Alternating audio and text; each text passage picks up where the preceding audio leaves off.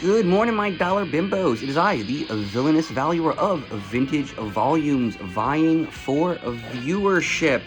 I'm back with another stack of books from the Chelsea Flea Market. The usual guy was there, and he had his usual box of goodies, and I found some fun nonsense. I spent $20 total, so let's go through and see what I got. Right off the bat is real easy. Lowest Lane for $1.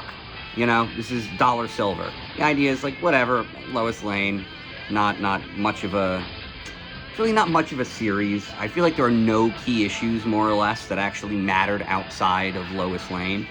But I just, I do love the time capsule of the time. For instance, I don't think this was a real nuclear sub. I believe this was a cardboard stencil that you would order. I just thought it was funny. The idea of her or Lois Lane versus the devil. I don't know. Thought it was fun. Also, it's $1. Who cares? It's fun. What If? I think I've said this before. What If is just one of my favorite series, and I'll essentially buy any What If for $1. That's it. If I see it for $1, I'll buy it. And that's it. This one I think I just bought because the cover's great. There's a very, very great sense of, it's very kinetic. You can see the motion, you can feel the force, and I do feel as though that's one of the things lacking in comic book action. Like, the shot will look cool, but the movement itself won't be that clear, whereas this, it is very clear what's happening. This dude's tail is so strong, it is smashing the concrete that Peter Parker was on just seconds ago. Great cover, fun book. It's very interesting. I also always think about, when I started collecting comics, it was the Spider-Man adjectiveless premiere. It was Todd McFarlane's Spider-Man. And they kind of just keep doing it. They really will do it like every 10 years. They'll start a Spider-Man book that might actually stick, right? We've got Amazing, Spectacular, Web of, Adjectiveless. I feel like Superior Spider, like there are a couple others that I think I'm wondering if anything has stuck since the Adjectiveless. I don't know, right? I don't know if we're still having those same, 4 or 5 ongoings. But it's very interesting. The idea is, you go into, by the way, here's my coffee with my Spider-Man mug from a comic book from an alternate universe. The idea is I forgot what I was saying. Whatever, moving on. I just love it. I love the idea of them I just don't think anything since the Adjectiveless one has stuck. I feel like Superior Spider-Man is a pretty good run that people have talked about, but I haven't really explored it. And it doesn't really seem like any of the status quo that any writer sets up actually lasts for even a single trade. So it's a very weird thing, because there's no reason to bother reading a brand new change of a character, because none of them are lasting for any period of time. And by the way, that's not new, but that period of time is shrinking. The amount of time, they kill off Superman in the 90s, and then Superman stays dead for a very short period of time, then he comes back, kind of, and then he comes back for real. Now, when they kill somebody off, it honestly seems like they're back 3 months later, right? It doesn't matter. At that scale, it really doesn't matter to the reader. Especially in a world where we're all talking about previews 3 or 4 months in advance. It's very weird to be spoiling these things and not actually maintaining the plot points. It's very odd. Because they'll tell us this thing happened and then tell us it didn't happen before the book even came out, right? Like, that's the weird part. They'll retcon something before it's even released. It's crazy. Yeah, that's what Previews does. But yeah, so I think I mentioned this before. I never read Nightfall, and figured why not. So, and of course, Double Dragon 3 ad. I really did love 2D side-scrollers. I think top-down, eventually, I would say top-down 2D games are probably my favorite genre of video game at this point. But side-scrollers was probably a close number 2. There you go. At least until online gaming, in which case the MMO and the FPS took over. But yeah, Nightfall. Just building a run to read that really weird story. This one just seemed interesting. You know, this is going to be 90s. Very, very 90s. But it didn't seem to have, like, this wasn't Liefeldian 90s, right? I'm not seeing any pouches. I'm not seeing giant laser guns the size of the arm that's holding it. This just seemed like a 64-page comic with a couple characters. Seems self-contained. So I figured I'll give it a read. There you go. $1. Batman and the Outsiders. Why did I grab this one? I guess I just thought it looked nice, and it's also, you know, in decent condition. A little nicer than, you know, Bronze Age dollar bin books usually are. Right, 84. Yep. Of course, more gaming. Very fun. Man, I actually liked playing Joust a lot. Now, I was never playing it in this era. I was playing...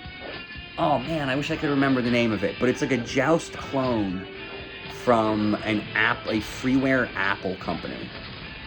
Very interesting. Also, Atari, a Warner Communications company, and Mike W. Barr. Bill Barr was on the board of directors of Warner. So I don't know if that bar is related to that bar, or if they were on the board of directors, but who knows, maybe conflict of interest. I don't know. I don't know how business works. Ooh, more Outsiders. Oh, yes, this is why I bought it. I bought it because I think they had a couple in a row. They look nice, and I figure why not? Boom.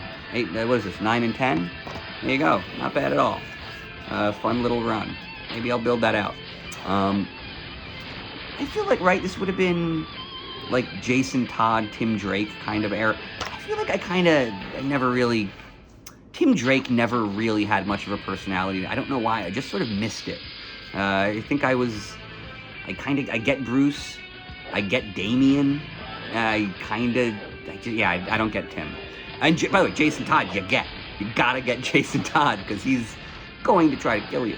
But yeah, Tales of the Teen Titans.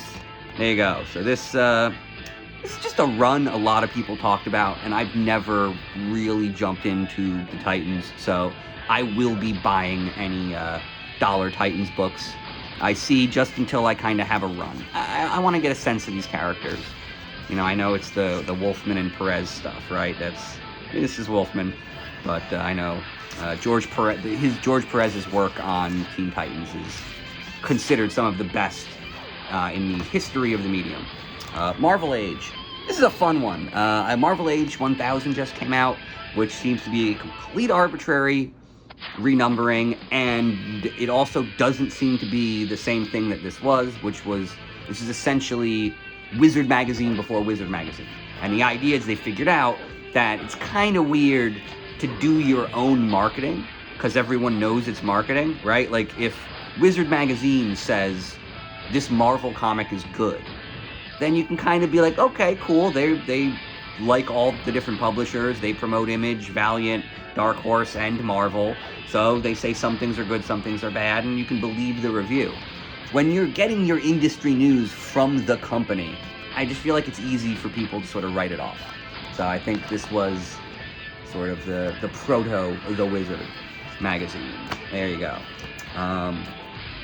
Tower of Shadows. Okay, well, this is a very stupid purchase. I don't know, I thought it was funny. I kind of thought it looked like Zoidberg. Why not Zoidberg? So I bought it. But it is also, right, it's going to be, this is bronze, right? What do we got? 1970, so I guess this is silver, right? What is silver? It goes up to, what is it, Spider-Man 129 or 121, depending on exactly where you are. But yeah, that'd be like 73. So yeah, dollar silver with a funny cover, and who doesn't like a monster? And we're already at a wild inconsistency in the coloring. Is he red or not? Nope, this guy's not red. Is there a red one? These sons of bitches misled me. I was here for a red Zoidberg-looking lobster, and all I get is some gray schmuck. Oh, and now the red. The red's in the back of the comic for the tree? Whatever, it's fine. I'll adjust. I'll move on. What's the ad on the back? The ad on the back is for multi-level marketing for trading cards, or sorry, greeting cards. Great, more multi-level marketing. Well, and so this was something that my guy usually doesn't have at his booth. Somebody ended up dropping off a stack of Mad magazines, a couple bucks a piece, and $3 a piece. I love them because they really are a snapshot of the times. And I also think there are a lot of people trying to talk about this idea that certain stories are cyclical. I mean, like, think about the logic of cancel culture and, Mad Magazine printing, when was this? Was this 71? Mad Magazine printing legalized freedom. Meanwhile, friends of mine who work at a comedy club, they started printing up t-shirts that say legalized comedy. And the idea is it's the exact same bit that Mad Magazine was doing back in the day, and we just kind of keep having to have the same conversation over and over again. It's also funny. I like thinking of, this being, these are the kinds of stamps that should a Bart Simpson bring into his class, they might rouse the rabble. Homework sucks. Was that the patch from The Simpsons that caused the riot at Springfield Elementary? But I always thought it was fun. It's sort of all comedies, all popular mainstream comedy sort of springs from the same small group of people. The Harvard Lampoon, Mad Magazine is kind of an extension of that. More pop culture parodies are always fun. Young Sports Illustrated, right? I just love this. I always liked Mad Magazine. I always thought, I still, for the life of me, don't understand how they designed these. I really don't. I don't even care. I know it's, oh no, I'm losing the value. Let's see what we got. Let's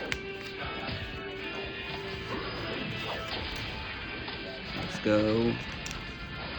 Oh god, I actually really can't fold it without breaking it. It's too, I don't know.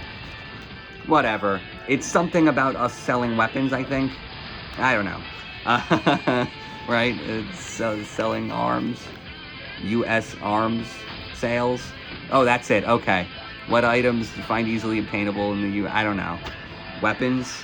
Right? So this is literally a 50-year-old gag about the fact that we have a gun control problem in our country. It's kind of a bummer that we're still going through it, but it is nice to know that there have been people picking this fight, and that, we're part of a long line of people saying, I don't know, man, maybe we should stop selling guns. I don't know. That's just me. What else do we got? The Godfather, fun nonsense. I thought this was fun to get the There Is No Mafia and The Godfather at the same time. More politics. The idea of ironic political speech, kind of activating children and kind of getting them more involved in the process. Honestly, I read Mad Magazine when I was young. I used to watch Weekend Update when I was a baby. And the idea is you'd eventually have to figure out what the hell Dennis Miller was talking about. I don't know who Adnan Khashoggi is, and then you gotta go and ask your dad. And then you figure it out, and you kind of learn. So I do think, I don't know, I guess edgy political satire really does help, push the story forward. So I've always liked Mad Magazine, and I will always buy if I see Mad Magazines for $3 or cheaper, I'm buying them. That's it. They're fun, and I think people like them. There you go. Good night and good books.